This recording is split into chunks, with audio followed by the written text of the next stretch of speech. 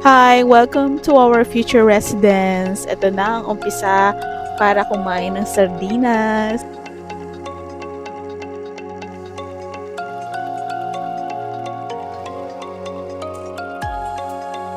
Anyway, as you enter to our future residence, we are planning to put a plunge pool dun sa expanded area of the house. And then, inside,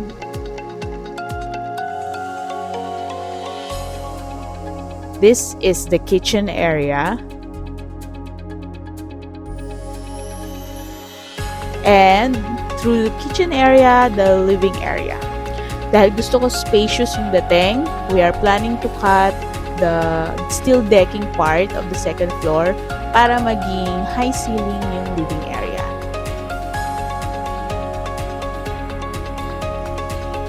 And at the second floor, we have 3 bedrooms and 1 toilet and bath.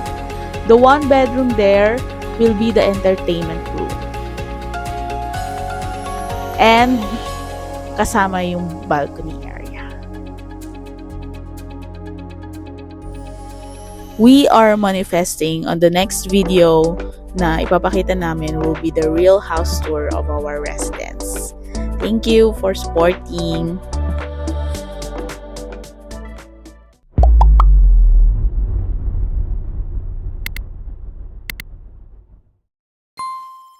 Sige!